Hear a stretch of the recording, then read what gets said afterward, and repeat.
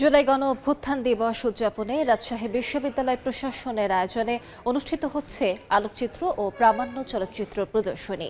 বিস্তারিত জানাতে ক্যাম্পাসে আছেন সহকর্মী মওদুদ রানা। সরাসরি যাচ্ছি তার কাছে। রানা, 2 বছর আগে 2024 সালের জুলাই ছিল 36 দিনের।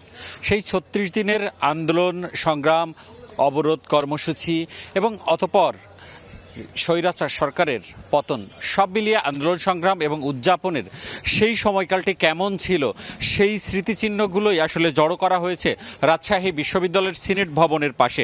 এখানে মূলত আলোকচিত্র ও প্রামাণ্য চিত্র প্রদর্শনী অনুষ্ঠিত হচ্ছে এবং আজকে সকালে জুলাই গণ অভ্যুত্থান দিবস উদযাপনে রাজশাহী বিশ্ববিদ্যালয় প্রশাসনের আয়োজনে এই প্রামাণ্যচিত্র এবং যে আলোকচিত্র সেটি প্রদর্শন করা শুরু হয় এবং সকাল থেকে আমরা দেখেছি যে এখানে শিক্ষার্থী সহ নানা বয়সী, নানা ধর্মের, নানা বর্ণের, নানা গোত্রের মানুষ এখানে আসছেন এবং তারা সেই যে জুলাইয়ের যে আন্দোলনের সময়কাল, সেই সময়ের যে স্মৃতি, সেই সময়ের যে ছবি, সেগুলো তারা দেখছেন এবং এক পাশাপাশি পুরো জুলাই মাসের ঘটনা প্রবাহগুলো কেমন ছিল সেগুলো প্রামাণ্য যে চলচ্চিত্র রয়েছে তার মাধ্যমে আসলে দেখানো হচ্ছে।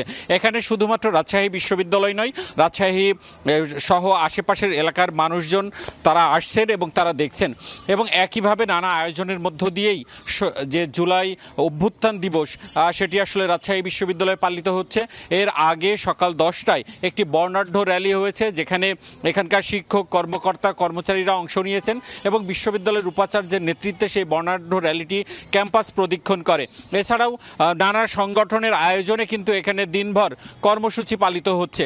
এর বাইরে রাজশাহী শহরে রাজশাহী জেলা প্রশাসন এবং বিভিন্ন রাজনৈতিক সামাজিক সংগঠনগুলোর কিন্তু নানাভাবে এই দিনটি উদযাপন করছে এবং এর মধ্যে রয়েছে আলোচনা সভা, এর মধ্যে রয়েছে সাংস্কৃতিক কর্মকাণ্ড এবং এখানে আমরা শিক্ষার্থীদের সাথে কথা বলছিলাম। তারা যেটি বলছেন যে গত 2 বছর আগে তাদের দিনগুলো কেমন ছিল, সেই জুলাই 2024 সেটি তারা আসলে ফিরে গেছেন সেই দিনগুলোতে।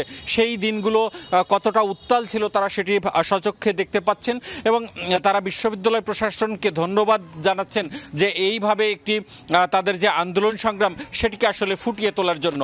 এবং তারা যেটি বলছেন যে রাজশাহী বিশ্ববিদ্যালয়ে যে নানা আয়োজন এবং রাজশাহী সহ আশেপাশের এলাকায় যেসব আয়োজনগুলো রয়েছে সেই আয়োজনগুলোর মধ্য দিয়ে তারা যে জুলাইয়ের স্মৃতি সেটি দেখতে পাচ্ছেন। তবে তারা যেটি প্রত্যাশা করছেন জুলাই যে বিপ্লব, সেই বিপ্লবে যারা আহত হয়েছেন তাদের সুচিকিৎসা হবে এবং যারা নিহত হয়েছেন তাদের যে সম্মান, সেই সম্মানে সম্মানিত করা হোক। এই ছিল রাজশাহী বিশ্ববিদ্যালয় থেকে আমার কাছে সর্বশেষ। সরাসরি যুক্ত ছিলাম রাজশাহী বিশ্ববিদ্যালয়ে।